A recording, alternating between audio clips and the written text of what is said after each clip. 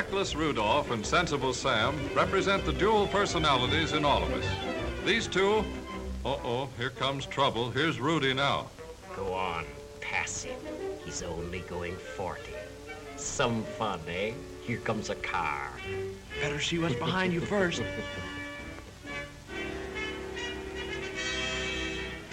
Take it easy. There's a car coming. Take a chance. We can beat him.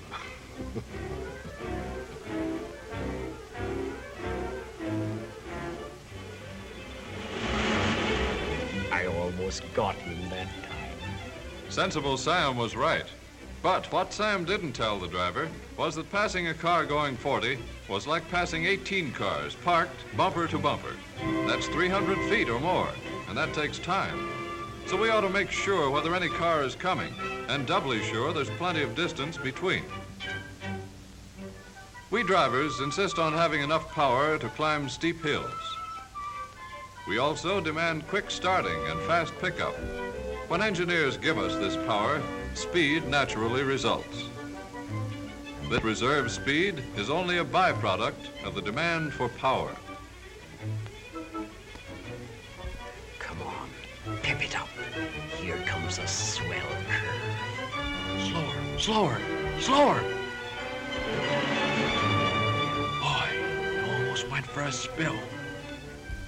Right again, Sam. And this introduces old Man Mountain Momentum, the fellow with a one-way mind. He likes to push along a straight line. On a turn, he not only pushes, but applies side pressure. The faster the turn, the more side pressure.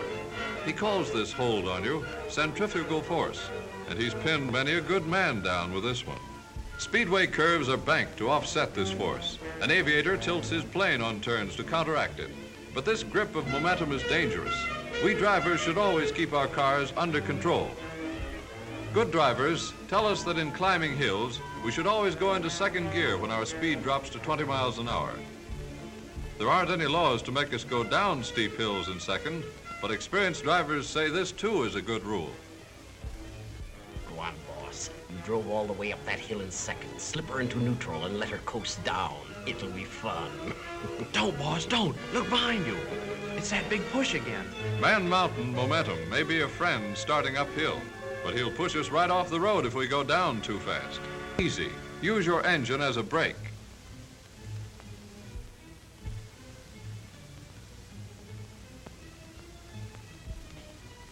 Use your passing lights, too. There's nothing more on the road. Step on it.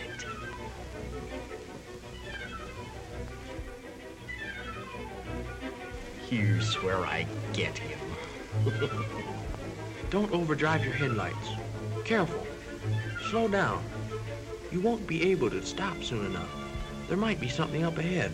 You can't see as well at night. I'll show you.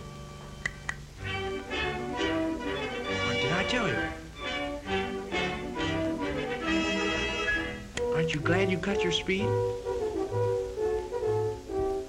The margin of safety at night is the distance our lights, good or bad, let us see ahead clearly. Overdriving our headlights means we cannot stop within this space. This includes the distance spent while deciding to stop and while moving the foot to the brake pedal and pressing it down. We must remember that cars driving at speeds that cannot stop in this distance are taking chances.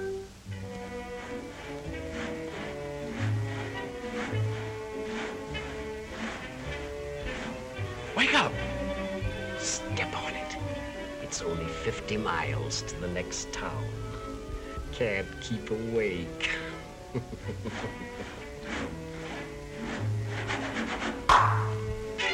Listen, boss. I'm sleepy, too. Look, let's not take any more chances of overdriving ourselves. How's about it? Foiled again, but I'll get him yet. I'll get him. Oh, yeah?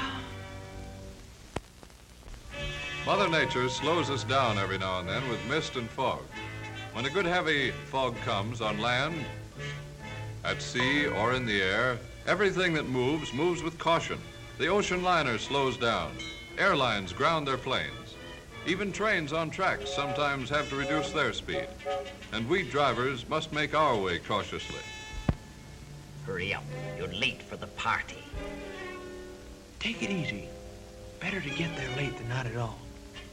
Set your lights down and they won't reflect in your face. Don't be afraid to use your horn. Are you sure your tail and stoplights are working? Keep close to the right.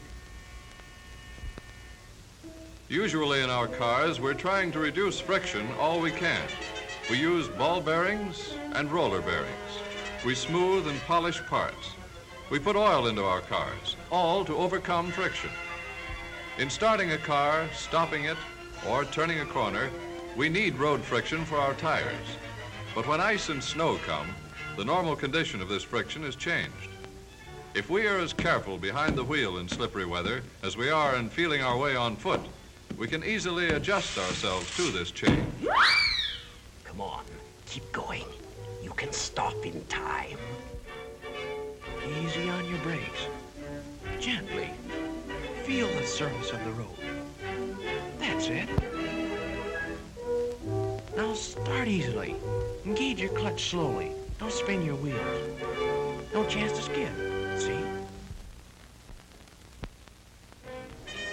When going along the highways, we drivers should make it our business to watch the road signs, know what they mean, benefit from what they tell us, act on their advice. If we get in the habit of disregarding them, they lose their meaning, and sooner or later, we'll be sorry.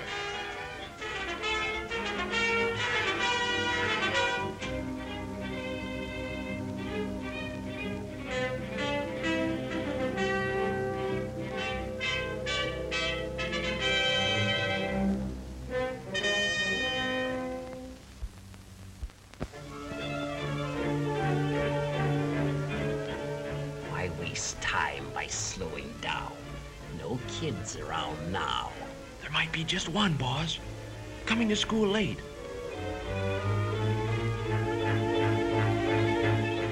There. Aren't you glad you were able to stop? When we look down on traffic from a tall building, we wonder how all those cars can keep moving along, crossing intersections, parking and passing each other without getting hopelessly tangled up. But when we become a part of that traffic, it's often more confusing. We can't see those things up ahead that make us stop and start. We can't see what's going on in other people's minds. Every intersection, every alley, every car should be under suspicion. We can't let the other fellow's mistake get us into trouble. Give that bozo a bit of your mind. Hey, you! Why don't you pay attention where you're going? Get out of that car and I'll... Well, I'll...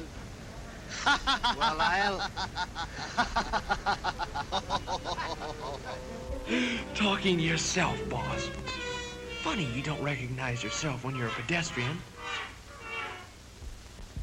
Expert drivers tell us we must give ourselves a margin of safety, a reserved space between our car and the one ahead.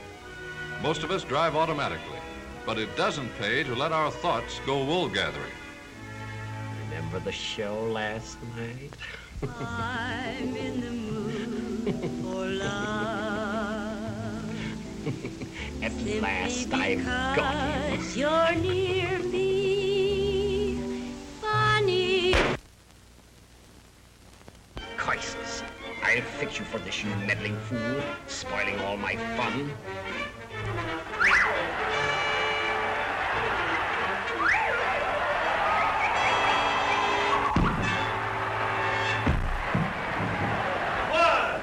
Always be courteous. 2.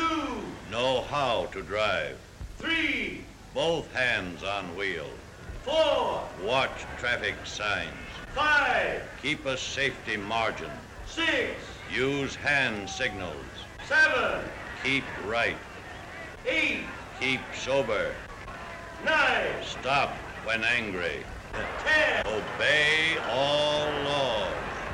The winner! I'll be seeing you.